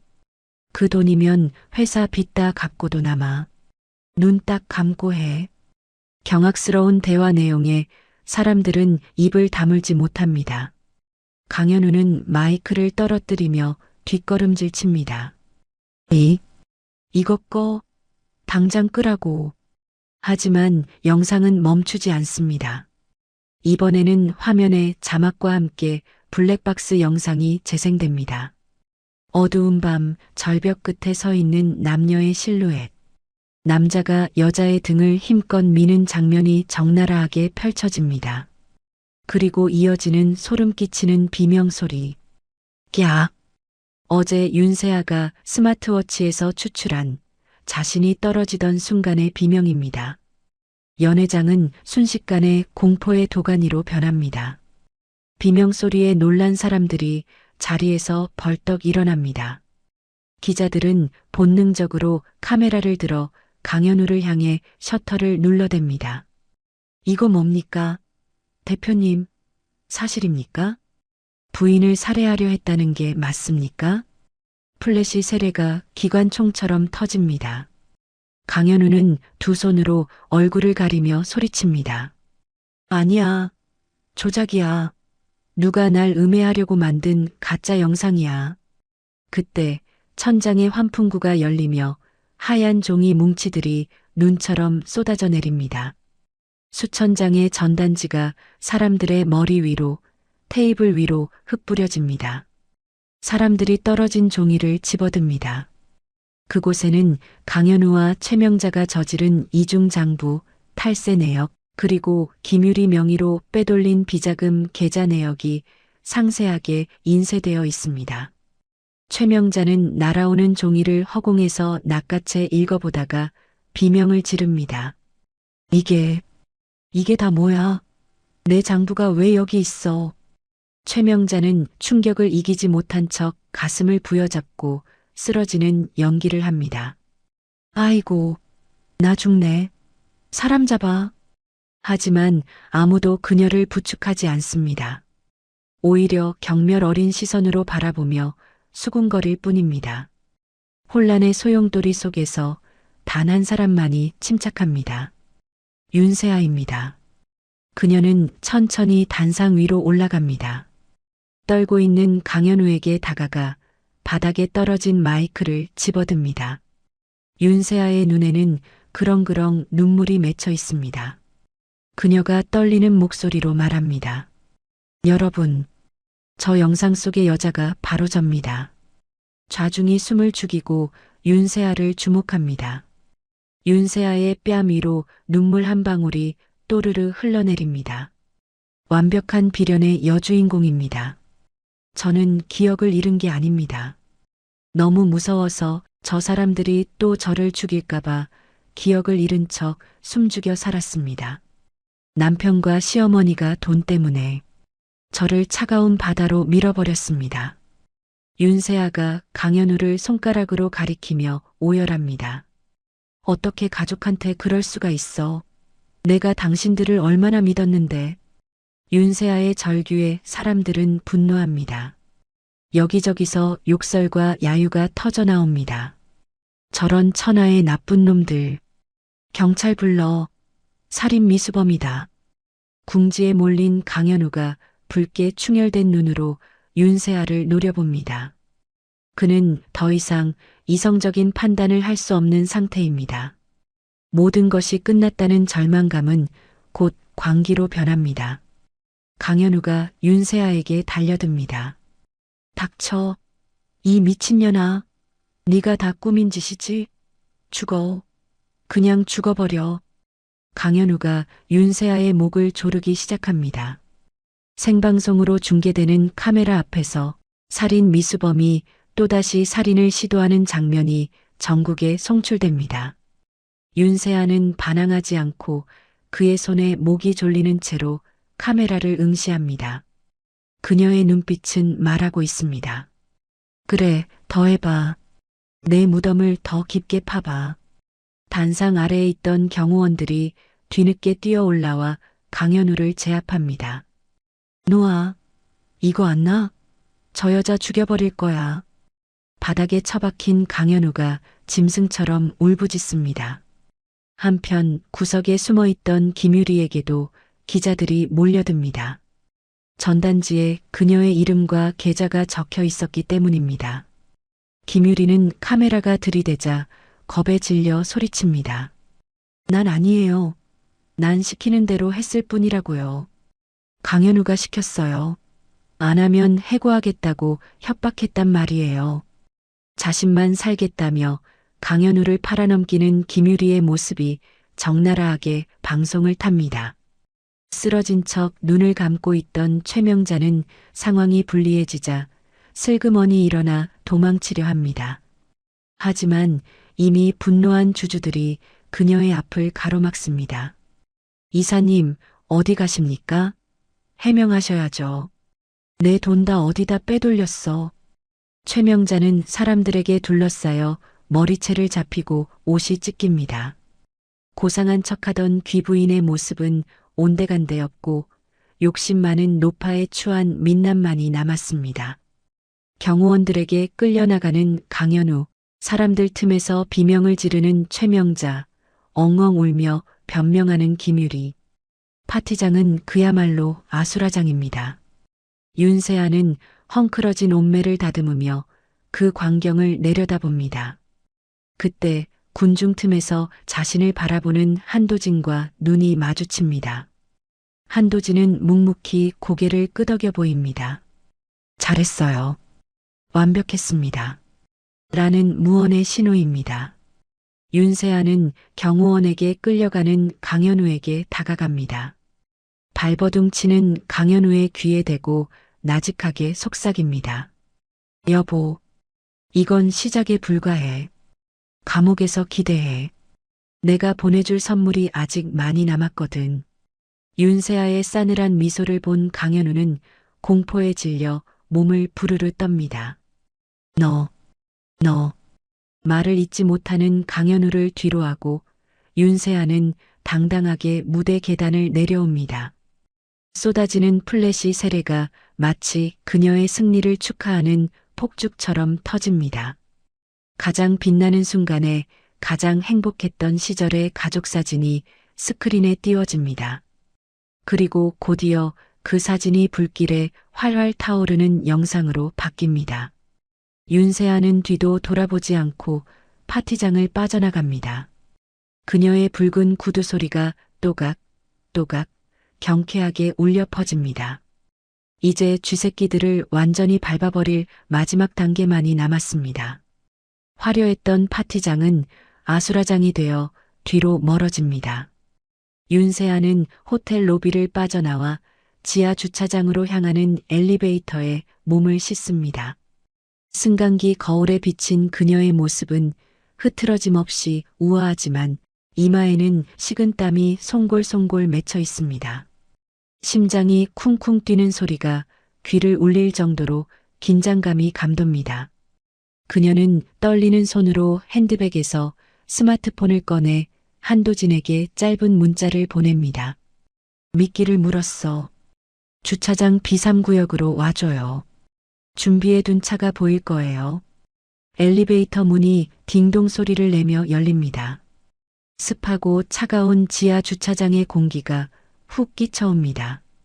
방금 전까지 있었던 파티장의 온기와는 전혀 다른 서늘하고 음산한 기운입니다. 텅 빈 주차장에는 간간히 차들이 지나가는 소리만 웅웅거리며 울릴 뿐 무거운 적막감이 감돌고 있군요. 윤세아는 또각거리는 구두 소리를 내며 자신의 차가 주차된 기둥 쪽으로 걸어갑니다. 발자국 소리가 텅 빈 공간에 메아리쳐 더욱 크게 들립니다. 어디선가 시선이 느껴지는 듯해 자꾸만 뒤를 돌아보게 됩니다. 등골이 오싹해지는 기분에 윤세아는 걸음을 재촉합니다. 하지만 보이는 것은 회색 콘크리트 기둥과 주차된 차들의 차가운 금속성 광택뿐입니다. 윤세아가 차 문 손잡이에 손을 뻗는 그 찰나의 순간이었습니다. 검은 그림자가 기둥 뒤에서 튀어나와 윤세아의 입을 거친 손으로 틀어막습니다. 비명을 지를 새도 없이 강한 힘에 의해 몸이 뒤로 꺾입니다. 코를 찌르는 역겨운 냄새, 땀과 술 그리고 담배 냄새가 뒤섞인 강현우의 채취입니다. 강현우는 마스크와 모자로 얼굴을 가렸지만 모자챙 아래로 번들거리는 눈빛만은 감출 수 없습니다. 붉게 충혈된 눈동자가 광기로 이글거리고 있습니다. 그는 윤세아의 귀에 대고 짐승처럼 그르렁거립니다. 조용히 해. 소리 지르면 여기서 바로 죽여버릴 거야. 내 말 알지? 윤세아가 벗어나려 몸부림치자 강현우는 그녀의 옆구리에 날카로운 흉기를 들이댑니다. 차가운 금속의 감촉이 얇은 드레스 천을 뚫고 살갗에 닿자 윤세아의 온몸이 굳어집니다. 공포가 발끝에서부터 머리끝까지 차오릅니다. 강현우는 윤세아의 손에서 스마트폰을 거칠게 낚아채 바닥에 내동댕이 칩니다. 콰직! 액정이 산산조각 나는 소리가 주차장에 울려 퍼집니다. 어딜 연락하려고? 너랑 나 우리 둘만의 시간이 필요하잖아. 방해꾼은 필요 없어. 강현우는 윤세아를 질질 끌고 구석에 세워진 낡은 회색 승합차로 향합니다. 범행을 위해 미리 준비해둔 대포차입니다. 뒷문이 열리고 윤세아는 짐짝처럼 차 안으로 거칠게 처박힙니다. 바닥에 뒹구는 사이 윤세아의 구두 한 짝이 벗겨지지만 챙길 겨를이 없습니다. 강현우가 재빠르게 운전석에 올라타 시동을 겁니다. 엔진 소리가 요란하게 울리며 차가 급출발합니다. 타이어가 바닥을 긁는 소음과 함께 차가 튀어나갑니다. 윤세아는 중심을 잃고 좌석 사이에 처박힙니다. 멀미가 날 정도로 거칠게 핸들을 꺾으며 차를 모는 강현우. 그는 백미러로 뒤를 확인하며 미친 사람처럼 중얼거립니다. 다 끝났어. 다 망했다고. 너 때문에. 너만 아니었으면 완벽했는데. 강현우는 운전대를 주먹으로 내리치며 울분을 토합니다. 차 안은 온통 그가 내뿜는 분노와 광기로 가득 차 숨이 막힐 지경입니다. 윤세아는 흔들리는 차 안에서 겨우 몸을 일으켜 좌석에 앉습니다. 공포가 엄습하지만 정신을 차려야 합니다. 여기서 무너지면 정말 끝장입니다. 그녀는 떨리는 손을 귀로 가져가 진주 귀걸이를 만지작거립니다. 한도진이 선물했던 귀걸이. 그 안에 초소형 위치 추적기가 들어있다는 것을 강현우는 꿈에도 모릅니다. 도진 씨, 제발 빨리 와요. 잠시 후 지하 주차장에 한도진의 차가 미끄러지듯 들어옵니다. 타이어 타는 냄새가 진동할 정도로 급하게 도착했습니다. 하지만 약속 장소에 윤세아의 모습은 보이지 않습니다. 한도진이 차에서 내려 주위를 살핍니다. 바닥에 덩그러니 놓인 윤세아의 깨진 스마트폰과 벗겨진 구두 한 짝이 눈에 들어옵니다. 한도진의 얼굴이 하얗게 질립니다. 불길한 예감이 현실이 되었습니다. 그는 즉시 차로 돌아가 태블릿 PC를 켜고 추적 앱을 실행합니다. 지도 화면 위의 붉은 점이 빠른 속도로 도시 외곽을 향해 이동하고 있습니다. 제발 무사해야 해요. 조금만 버텨요, 세아 씨. 한도진은 입술을 깨물며 다시 운전석에 올라타 엑셀을 끝까지 밟습니다. 엔진이 비명을 지르며 차가 총알처럼 주차장을 빠져나갑니다. 그의 손은 핸들을 부러뜨릴 듯 꽉 쥐고 있습니다. 강현우의 차는 도심을 벗어나 인적이 드문 곳으로 향합니다. 창밖의 풍경이 화려한 네온 사인에서 칠흑 같은 어둠으로 바뀝니다. 가로등조차 없는 구불구불한 산길을 위태롭게 달립니다. 도착한 곳은 운영이 중단된 지 오래된 폐공장입니다. 잡초가 무성하고 녹슨 기계들만 덩그러니 남아있는 흉물스러운 곳입니다. 녹슨 철문이 끼익 소리를 내며 열리고 차는 공장 마당을 가로질러 본관 건물 앞에 멈춥니다. 강현우가 거칠게 뒷문을 열고 윤세아의 머리채를 잡고 끌어내립니다. 내려. 빨리 안 내려. 군뱅이처럼 굴지 마. 윤세아는 비틀거리며 차에서 내립니다. 맨발에 닿는 차가운 시멘트 바닥에 감촉이 소름 끼칩니다. 강현우는 윤세아를 앞세우고 건물 옥상으로 향하는 계단을 오릅니다. 먼지 쌓인 계단을 오르는 동안 윤세아의 숨소리가 거칠어집니다. 계단 난간은 녹이 슬어 만지기만 해도 부서질 것 같습니다. 마침내 도착한 옥상. 밤바람이 칼날처럼 매섭게 불어옵니다. 난간조차 제대로 없는 옥상 끝은 까마득한 낭떠러지입니다. 저 멀리 도시의 불빛이 아득하게 보이지만 이곳은 세상과 단절된 고립무원입니다. 그때 그 바다처럼 이곳 역시 떨어지면 뼈도 추리지 못할 죽음의 장소입니다. 강현우는 윤세아를 옥상 난간 끝까지 몰아붙입니다. 더 이상 물러설 곳이 없습니다. 강현우가 흉기를 쥔 손을 허공에 휘두르며 소리칩니다. 왜 그랬어? 그냥 죽어주지. 얌전히 죽어줬으면 내 보험금으로 회사도 살리고 나도 떵떵거리며 살았을 텐데. 왜 살아서 돌아와서 내 인생을 망쳐? 강현우의 논리는 끔찍할 정도로 이기적입니다. 자신의 잘못은 하나도 없고 모든 것이 살아 돌아온 윤세아 탓이라고 믿고 있습니다. 그의 눈에서 눈물이 흐르지만 그것은 반성의 눈물이 아닌 억울함의 눈물입니다. 윤세아는 난간을 등지고 서서 강현우를 노려봅니다. 바람에 머리카락이 흩날리며 그녀의 창백한 얼굴을 가립니다. 드레스 자락이 바람에 펄럭이며 위태로운 소리를 냅니다. 당신은 정말 구제불능이구나. 사람을 죽여놓고 그게 내 탓이라고? 당신 어머니랑 당신 돈에 미친 괴물들이야.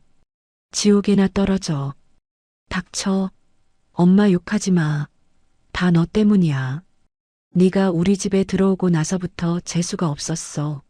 너만 없었으면 우린 완벽했어. 강현우가 윤세아의 목을 조를 듯 다가옵니다. 윤세아는 뒷걸음질 치다 발 뒤꿈치가 허공에 뜨는 것을 느낍니다. 아찔한 높이에 현기증이 일어납니다. 그녀는 주머니 속에 손을 넣고 호신용 스프레이의 차가운 몸통을 확인합니다. 아직은 아닙니다. 거리가 조금 멉니다. 강현우가 한 발짝만 더 다가오기를 기다려야 합니다. 그녀는 겁에 질린 척 연기를 시작합니다. 목소리를 떨며 최대한 비굴하게 애원합니다. 여보, 제발, 살려줘. 우리 좋았잖아. 내가 다 취소할게. 경찰에 가서 내가 다 거짓말했다고 할게. 응? 당신이 시키는 대로 다 할게. 윤세아의 애원에 강현우의 눈빛이 잠시 흔들립니다. 그는 윤세아의 연기에 속아 희망을 본 듯 기괴하게 웃습니다. 거짓말? 그래. 네가 다 뒤집었어. 네가 미쳐서 자작극 벌인 거라고 해. 유서 쓰고 그리고 여기서 뛰어내려. 그럼 믿어줄게. 자살로 처리하면 되니까. 강현우는 미친 듯이 웃으며 윤세아를 밀기 위해 손을 뻗습니다. 그때입니다. 쾅! 폐공장 입구에 잠긴 철문이 굉음을 내며 부서집니다. 강현우가 깜짝 놀라 아래를 내려다봅니다. 강력한 헤드라이트 불빛이 어둠을 가르며 공장 안으로 돌진해 오는 차가 보입니다. 한도진입니다. 강현우가 당황하여 소리칩니다. 저 새끼는 또 뭐야? 끈질긴 놈들. 다 죽여버릴 거야. 강현우가 시선을 돌린 그 찰나의 순간입니다. 윤세아의 눈빛이 매섭게 변합니다. 기회는 지금뿐입니다. 윤세아는 있는 힘을 다해 강현우의 정강이를 걷어찹니다. 뾰족한 구두굽이 강현우의 뼈를 강타합니다. 우지끈하는 소리가 들릴 정도로 강력한 일격입니다. 아! 강현우가 고통에 비명을 지르며 몸을 숙입니다. 윤세아는 주머니에서 호신용 스프레이를 꺼내 강현우의 얼굴을 향해 난사합니다. 치익! 매운 캡사이신 액체가 강현우의 눈과 코로 사정없이 쏟아집니다. 으악! 내 눈이 안 보여. 컥! 컥! 강현우가 두 손으로 얼굴을 감싸쥐며 바닥을 구릅니다. 타는 듯한 고통에 앞이 보이지 않는 그는 방향 감각을 잃고 허우적거립니다. 윤세아는 거친 숨을 몰아쉬며 그에게서 멀어지려 합니다. 하지만 고통에 발광하던 강현우의 손이 허공을 휘젓다 윤세아의 긴 드레스 자락을 잡습니다. 어딜 가? 못 가. 죽어도 같이 죽어. 나 혼자는 안 가. 강현우는 윤세아를 잡고 늘어지며 난간 쪽으로 뒷걸음질 칩니다. 눈먼 자의 괴력은 상상을 초월합니다. 윤세아의 몸이 강현우에게 끌려가며 난간 밖으로 기울어집니다. 발밑에 돌멩이들이 굴러떨어지며 까마득한 아래로 사라집니다. 안 돼. 나 이거 놓으라고. 이 미친놈아. 윤세아가 강현우의 손을 떼어내려 안간힘을 씁니다. 손톱으로 긁고 발로 차보지만 강현우는 물귀신처럼 그녀를 놓아주지 않습니다. 두 사람의 몸이 옥상 끝에서 위태롭게 흔들립니다. 아래를 내려다보니 까마득한 어둠이 입을 벌리고 기다리고 있습니다. 윤세아의 뇌리에 이전의 악몽이 스쳐 지나갑니다. 차가운 바닷물, 숨막히는 고통, 죽어가던 순간의 공포. 다시는 겪고 싶지 않은 그 공포가 발목을 잡아당깁니다. 그때 옥상 문이 부서지듯 열리고 한도진이 뛰어들어옵니다. 세아 씨. 한도진의 눈앞에 믿을 수 없는 광경이 펼쳐집니다. 윤세아가 난간 끝에 매달려 강현우와 사투를 벌이고 있습니다. 한도진이 그녀를 향해 전력 질주합니다. 심장이 터질 것 같지만 멈출 수 없습니다. 하지만 거리가 너무 멉니다. 뒷걸음질 치던 강현우의 발이 미끄러지며 허공으로 떨어집니다. 그의 손에 잡힌 윤세아의 몸도 함께 딸려 내려갑니다. 아! 윤세아의 비명이 밤하늘을 가릅니다. 모든 것이 슬로우 모션처럼 흘러갑니다. 강현우의 일그러진 얼굴, 윤세아의 공포에 질린 눈, 그리고 달려오는 한도진의 절박한 손끝. 허공에 뜬 두 사람의 몸이 중력에 이끌려 아래로 추락하려는 찰나입니다. 절체절명의 순간 죽음의 그림자가 다시 한번 윤세아를 덮칩니다. 으악! 강현우의 비명소리가 허공을 가릅니다. 두 사람의 몸이 옥상 밖으로 밀려난 그 찰나의 순간입니다. 윤세아의 손이 허공을 휘젓다 옥상 바닥에 튀어나온 굵은 철근을 기적적으로 움켜잡습니다. 손바닥이 찢어지는 고통이 밀려오지만 죽을 힘을 다해 버팁니다. 하지만 그녀의 다리에는 여전히 무거운 짐이 매달려 있군요. 강현우입니다. 그는 윤세아의 드레스 자락을 생명줄인 양 붙잡고 대롱대롱 매달려 있습니다. 눈물과 콧물로 범벅이 된 강현우가 위를 올려다보며 악을 씁니다. 못 나. 절대 못 나. 끌어올려. 나 살려내라고. 윤세아는 철근을 잡은 손이 미끄러질 것 같아 이를 악물며 소리칩니다. 이거 나. 이러다 둘 다 죽어. 손 놓으라고. 싫어. 죽어도 같이 죽어.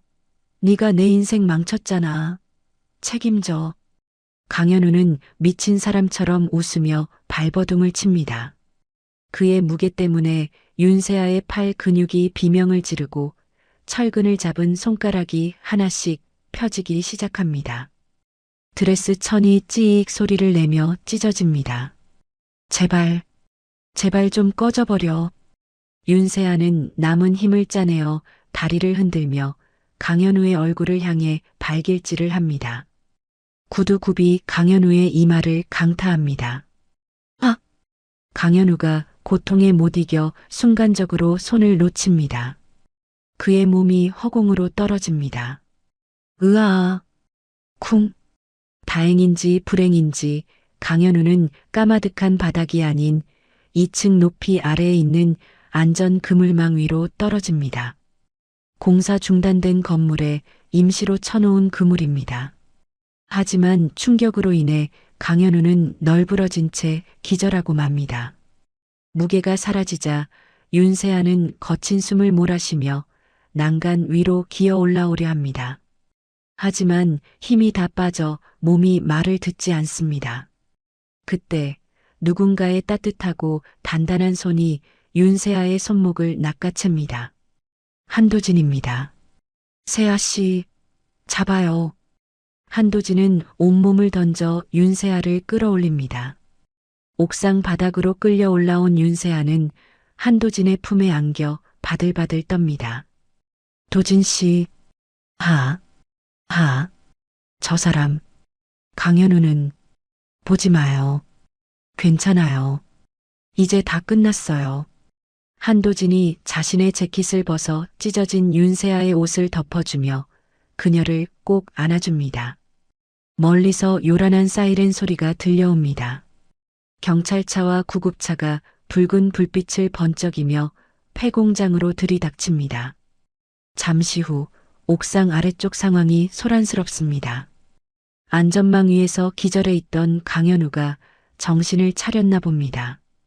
경찰들이 그에게 수갑을 채우려 하자 강현우가 발버둥을 치며 고래고래 소리를 지릅니다. 이거 뭐야? 나 안 미쳤어. 저 여자가 날 밀었다고. 저 여자가 날 죽이려고 했어. 형사가 강현우의 팔을 꺾으며 미란다 원칙을 고지합니다. 강현우 씨, 당신을 살인 미수 및 납치 감금 혐의로 체포합니다. 변호사를 선임할 수 있고, 변호사? 필요 없어. 우리 엄마 불러. 엄마한테 전화해. 강현우는 끝까지 어머니를 찾으며 질질 끌려갑니다. 그 모습이 어찌나 찌질하고 비참한지 지켜보던 경찰들도 혀를 찹니다. 한편 그 시각 서울의 한 대학병원 VIP 병실입니다. 최명자가 환자복을 입은 채 침대에 누워 사과를 깎아먹고 있습니다. 아까 파티장에서 쓰러진 척 실려온 뒤 꾀병을 부리며 숨어 있는 중입니다. 그녀는 텔레비전 뉴스를 보며 혀를 쯧쯧 찹니다. 저 멍청한 것들. 일 처리를 어떻게 했길래 뉴스에 대문짝만하게 나와? 나는 몰라. 난 그냥 쓰러진 거야. 최명자가 사과 조각을 입에 넣으려는 순간 병실 문이 쾅 열리고 형사들이 들이닥칩니다. 최명자 씨 되십니까? 최명자가 깜짝 놀라 사과를 떨어뜨리며 버럭 소리칩니다. 누구세요? 노크도 없이 남의 병실에. 간호사, 여기 경비 좀 불러. 형사가 품에서 체포영장을 꺼내 최명자의 눈앞에 들이밉니다. 살인 교사 및 횡령, 탈세 혐의로 긴급 체포합니다. 일어나시죠. 최명자가 기가 막히다는 듯 눈을 부라립니다. 뭐요? 체포? 내가 누군지 알고 이래? 나 지금 아픈 사람이야. 심장이 벌렁거려서 숨도 못 쉬겠는데 어딜까? 그녀는 침대 난간을 부여잡고 드러눕습니다. 형사가 단호한 표정으로 말합니다. 의사소견서 이미 확인했습니다. 지병 없으시고 아주 건강하시답니다. 자꾸 이러시면 공무집행 방해죄까지 추가됩니다. 강제로 연행하겠습니다. 이것들이 미쳤나? 내 몸에 손대지 마. 이거 나. 변호사 오기 전엔 한 발짝도 못 나가. 형사들이 최명자의 양팔을 잡고 강제로 일으켜 세웁니다. 최명자는 짐승처럼 울부짖으며 발버둥 칩니다. 현우야, 현우야 어디 있니? 엄마 좀 살려라. 이것들이 날 죽인다. 환자복 차림에 머리는 산발이 되어 끌려나가는 최명자. 복도에 있던 다른 환자와 보호자들이 손가락질을 하며 수군거립니다. 평생을 돈과 체면으로 포장하고 살았던 그녀의 인생이 가장 추하게 벗겨지는 순간입니다. 같은 시각 인천공항 출국장입니다. 모자와 마스크로 얼굴을 꽁꽁 싸맨 두 여자가 불안한 눈빛으로 주위를 살피고 있습니다. 김유리와 신우이 강지수입니다. 그들은 가장 빠른 비행기 표를 구해 해외로 도망치려 하고 있습니다. 야, 김비서. 우리 진짜 괜찮은 거지? 오빠랑 엄마가 다 해결하겠지? 강지수가 떨리는 목소리로 묻자 김유리가 짜증스럽게 대꾸합니다. 조용히 좀 해요. 다 들리겠네. 일단 비행기만 타면 끝이에요. 가서 잠잠해질 때까지 쇼핑이나 하고 있어요. 두 사람은 출국 심사대 앞에 섭니다. 김유리가 여권을 내밀자 심사관이 모니터를 한참 들여다봅니다. 심사관의 표정이 굳어집니다. 김유리 씨, 출국하실 수 없습니다. 네, 그게 무슨 소리예요? 표도 다 샀는데. 현재 출국 금지 명령이 내려져 있습니다. 잠시 저쪽으로 와주시죠. 김유리의 얼굴이 사색이 됩니다. 옆에 있던 강지수도 덩달아 소리칩니다. 그럼 저는요? 저는 갈 수 있죠? 강지수 씨도 마찬가지입니다. 두 분 다 긴급 수배 명단에 올라와 있네요. 그때 공항 경찰들이 다가와 두 사람을 에워쌉니다. 강지수가 바닥에 주저앉으며 울음을 터뜨립니다. 아, 난 몰라. 난 아무것도 안 했다고. 엄마가 시키는 대로 SNS에 올린 거밖에 없는데 왜 나까지 못 가게 해? 김유리는 망연자실한 표정으로 수갑이 채워지는 자신의 손목을 내려다봅니다. 그녀가 꿈꾸던 5억 원과 화려한 도피 생활은 물거품이 되어 사라졌습니다. 다음 날 아침 경찰서 취조실입니다. 유리벽 하나를 사이에 두고 윤세아와 한도진이 안을 지켜보고 있습니다. 취조실 안에는 강현우와 최명자가 마주보고 앉아 있습니다. 두 사람은 서로를 잡아먹을 듯 노려보고 있군요. 담당 형사가 책상을 내리치며 묻습니다. 자, 두 분 말이 너무 다르잖아요. 누구 말이 맞는 겁니까? 아드님은 어머님이 시켰다 하고 어머님은 아들이 혼자 벌인 일이라 하고 최명자가 억울하다는 듯 가슴을 치며 소리칩니다. 형사님, 제가 쟤를 어떻게 키웠는데 저런 소리를 합니까? 다 제가 돈 욕심에 눈이 멀어서 마누라 죽이겠다고 설친 겁니다. 저는 말렸어요. 강현우가 벌떡 일어나며 고함을 지릅니다. 뭐라고요? 엄마가 그랬잖아. 며느리 하나만 없으면 50억 생긴다고. 나보고 낚시 가라고 등 떠민 게 누군데 이제 와서 발뺌이야. 이 썩을 놈아. 내가 언제 그랬어. 네가 사업 말아먹고 빚더미에 앉으니까 불쌍해서 도와준 거잖아. 도와줘? 그게 도와준 거야? 나 살인자 만들고 엄마는 돈 챙기려고 한 거 다 알아. 블랙박스 영상에도 엄마 목소리 다 나왔다고. 그건 네가 조작한 거지. 난 모른다 몰라. 아이고 자식 키워봤자 소용없다더니 내가 호랑이 새끼를 키웠어. 모자가 서로에게 침을 튀기며 욕설을 퍼붓습니다. 가족이라는 이름이 무색할 정도로 추악한 진흙탕 싸움입니다. 유리병 너머에서 이 광경을 지켜보던 윤세아가 씁쓸한 표정으로 고개를 돌립니다. 참, 볼만하네요. 저런 사람들이 내 가족이었다니.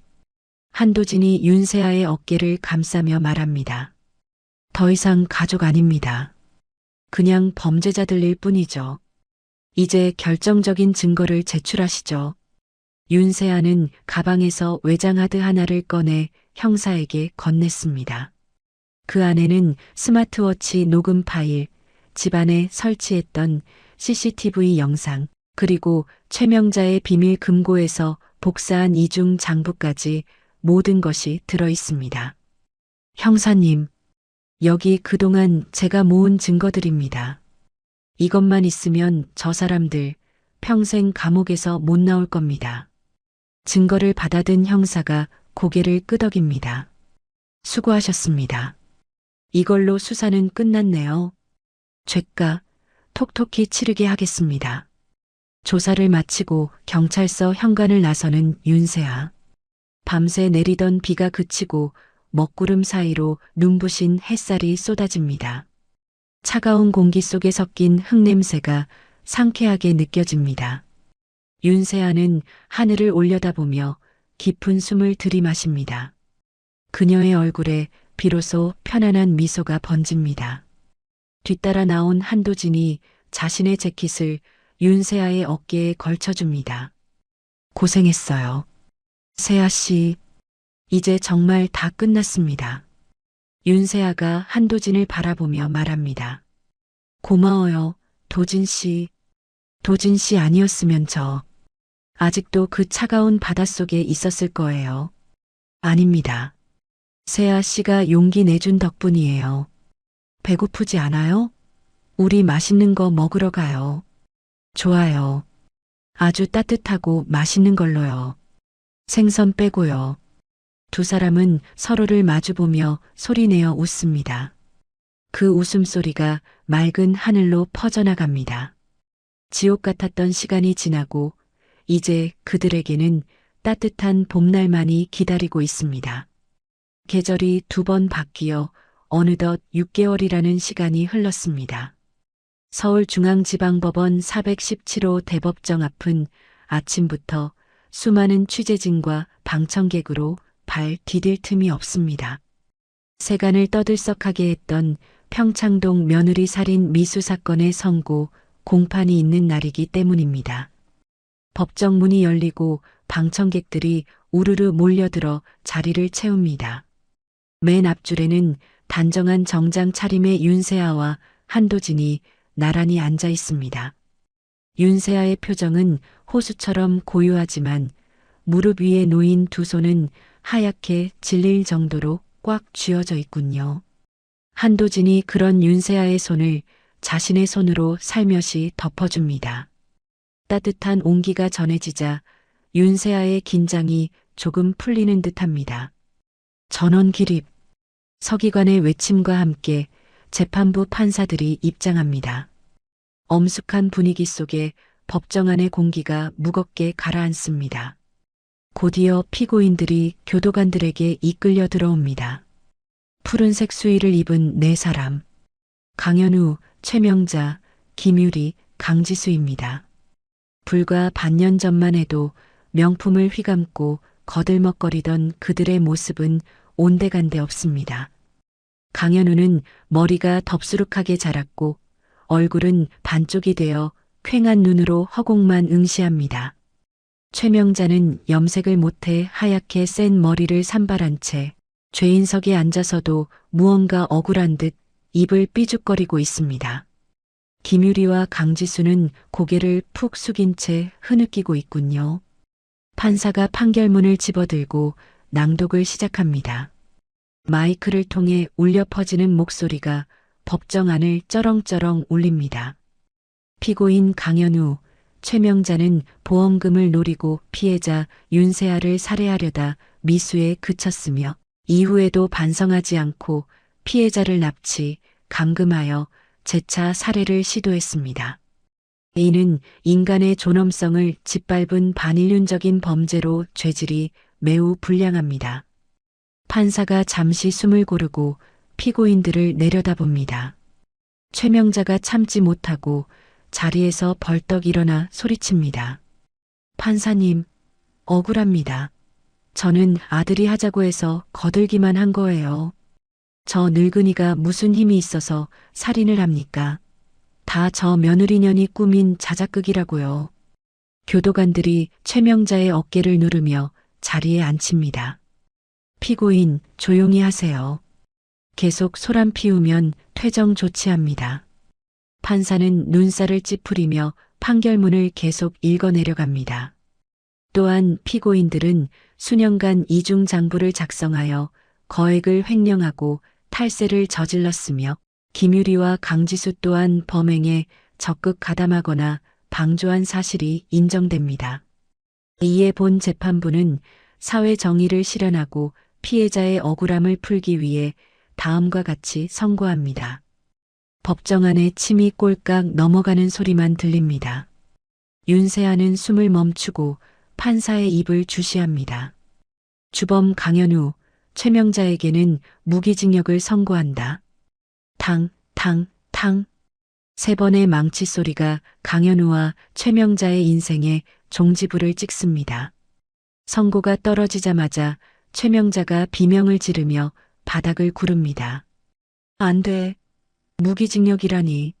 내가 이 나이에 감옥에서 죽으라고? 이건 무효야. 내 변호사 어디 갔어? 돈 내놓으라고 해. 최명자는 교도관의 손을 뿌리치며 난동을 부리다 결국 강제로 끌려나갑니다. 그녀의 비명소리가 복도 끝까지 처절하게 울려 퍼집니다. 강현우는 판결을 듣는 순간 다리에 힘이 풀려 주저앉습니다. 그는 텅 빈 눈으로 방청석을 돌아봅니다. 윤세아와 눈이 마주칩니다. 윤세아는 무표정한 얼굴로 그를 바라봅니다. 강현우가 입을 달싹이며 무어라 말하려 하지만 목소리가 나오지 않습니다. 미안해. 잘못했어. 그의 입모양을 읽은 윤세아는 싸늘하게 고개를 돌려버립니다. 이제 와서 하는 사과 따위는 아무런 의미가 없습니다. 판사가 나머지 피고인들에 대한 형량을 낭독합니다. 피고인 김유리 징역 10년, 피고인 강지수 징역 5년에 처한다. 김유리가 오열하며 옆에 있던 강현우의 옷자락을 잡고 흔듭니다. 이 나쁜 놈아, 너 때문에 내 인생 망쳤어. 책임져. 5억 준다며. 사모님 소리 듣게 해준다며.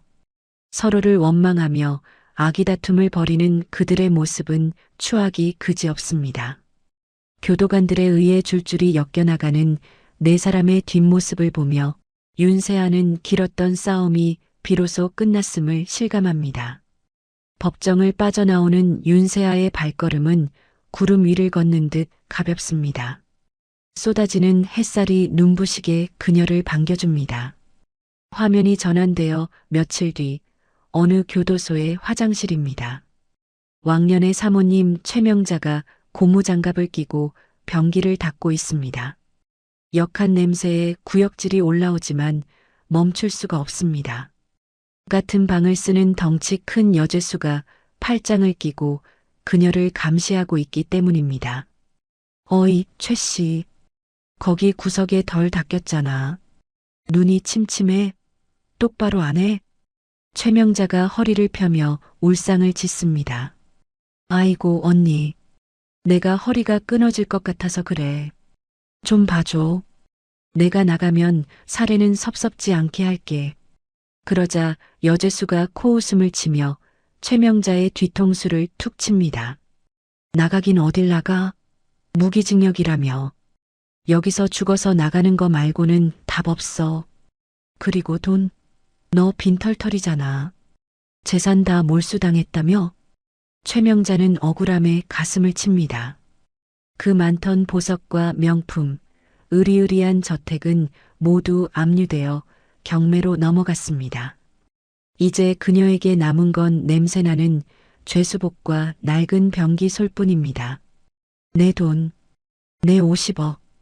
그거만 있었어도. 최명자는 변기를 붙잡고 하염없이 눈물을 흘립니다. 하지만 아무도 그녀를 동정하지 않습니다. 한편 독방에 수감된 강현우는 벽을 보고 앉아 중얼거리고 있습니다. 좁은 창문으로 들어오는 네모난 하늘만이 세상의 전부입니다. 추워. 물이 차가워. 그는 매일 밤 악몽에 시달립니다. 자신이 밀었던 바다에 이번에는 자신이 빠져 허우적거리는 꿈입니다.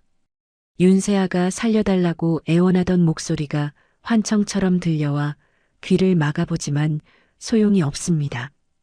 그는 평생 죄책감과 공포라는 감옥 속에 갇혀 살아가야 할 것입니다. 다시 바깥 세상, 윤세아는 방송국 인터뷰 스튜디오에 앉아 있습니다. 단아한 원피스 차림의 그녀는 훨씬 편안해 보입니다. 아나운서가 미소를 지으며 질문을 던집니다. 윤세아 씨, 힘든 일을 겪으셨는데 이렇게 큰 결심을 하셨다고 들었습니다. 보험금과 위자료 전액을 기부하셨다고요?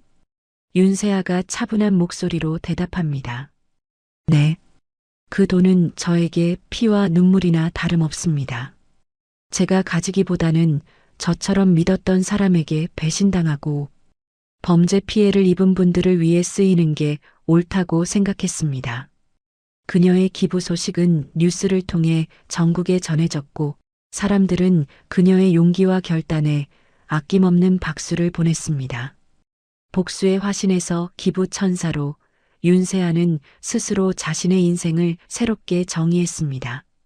모든 정리가 끝난 어느 주말 오후 윤세아는 한도진과 함께 차를 타고 어딘가로 향하고 있습니다. 도착한 곳은 동해의 어느 한적한 바닷가. 바로 윤세아가 강현우에게 떠밀려 죽을 뻔했던 그 장소입니다. 한도진이 걱정스러운 눈빛으로 윤세아를 바라봅니다. 정말 괜찮겠어요? 아직 힘들면 안 가도 돼요. 윤세아는 고개를 저으며 차 문을 엽니다. 아니요. 마주해야죠. 피하기만 하면 평생 도망쳐야 하잖아요. 이제는 이겨내고 싶어요. 두 사람은 차에서 내려 모래사장을 걷습니다. 파도 소리가 철썩이며 들려옵니다. 예전에는 그 소리가 죽음의 자장가처럼 들렸지만 지금은 그저 자연의 소리로 들립니다. 윤세아는 바다 가까이 다가가 멈춰섭니다. 끝없이 펼쳐진 수평선을 바라보며 깊은 숨을 들이마십니다. 비릿한 바다 내음이 코끝을 스칩니다. 도진 씨, 저기 보이죠? 저 절벽. 윤세아가 손가락으로 저 멀리 깎아지른 절벽을 가리킵니다. 저기서 떨어질 때 저는 생각했어요. 신이 있다면 제발 살려달라고. 살려만 주면 뭐든지 하겠다고요. 한도진이 윤세아의 옆에 나란히 서서 바다를 바라봅니다. 신이 그 기도를 들으셨나 봅니다. 이렇게 돌아왔으니까요. 맞아요. 하지만 저를 살린 건 신이 아니라 도진 씨예요. 도진 씨가 그날 낚시를 오지 않았다면 저는 지금쯤 이 세상 사람이 아니었겠죠. 윤세아가 고개를 돌려 한도진을 바라봅니다. 바닷바람에 흩날리는 머리카락을 한도진이 조심스럽게 귀 뒤로 넘겨줍니다. 저도 당신을 만나서 구원받았습니다. 부모님을 잃고 복수심만으로 살았던 제 인생이 당신을 만나고 나서야 비로소 숨 쉴 수 있게 되었으니까요. 한도진의 눈빛이 흔들림 없이 윤세아를 향합니다. 그 눈빛 속에는 연민을 넘어선 깊은 애정이 담겨 있습니다. 윤세아의 얼굴에 옅은 홍조가 피어오릅니다. 이제 우리 복수는 다 끝났잖아요. 앞으로는 뭘 하면서 살까요? 한도진이 미소를 지으며 윤세아의 손을 잡습니다. 따뜻하고 투박한 그의 손이 윤세아의 차가운 손을 감싸줍니다. 글쎄요. 맛있는 것도 많이 먹으러 다니고, 영화도 보고, 여행도 다니고, 남들이 하는 평범한 것들, 그거 다 해보면 어떨까요? 우리한텐 그 평범한 행복이 가장 필요했으니까요. 좋아요. 아주 평범하고 지루할 정도로 평화로운 그런 날들이요. 윤세아는 한도진의 손을 꽉 맞잡습니다. 더 이상 손을 놓칠까봐 불안해하지 않아도 됩니다. 두 사람은 신발을 벗어 손에 들고 맨발로 모래사장을 걷기 시작합니다. 차가운 바닷물이 발목을 적시지만 더 이상 공포스럽지 않습니다. 오히려 시원하고 상쾌하게 느껴집니다. 저 멀리 수평선 너머로 붉은 노을이 지기 시작합니다. 바다가 황금빛으로 물들며 찬란하게 빛납니다. 윤세아는 문득 자신이 입고 있는 옷이 더 이상 검은색이나 붉은색이 아닌 밝은 하늘색이라는 것을 깨닫습니다. 지옥에서 돌아온 복수의 여정은 끝났습니다. 도진 씨, 저기 봐요. 갈매기가 날아요. 그러네요. 아주 자유로워 보입니다. 저도 이제 자유로워요. 진짜 제 인생을 찾은 것 같아요. 윤세아가 환하게 웃으며 도진을 봅니다. 그 웃음은 장례식장에서의 섬뜩한 미소도 파티장에서의 차가운 냉소도 아닙니다. 사랑하는 사람 앞에서만 보여줄 수 있는 가장 순수하고 아름다운 미소입니다. 한도진이 멈춰서서 윤세아를 마주봅니다. 세아 씨, 앞으로 어떤 파도가 몰아쳐도 제가 막아줄게요. 다시는 당신 손 놓지 않을 겁니다. 믿어요. 그러니까 우리 이제 꽃길만 걸어요. 두 사람은 서로를 마주보며 웃음을 터뜨립니다. 그들의 뒤로 길게 늘어진 그림자가 하나로 겹쳐집니다.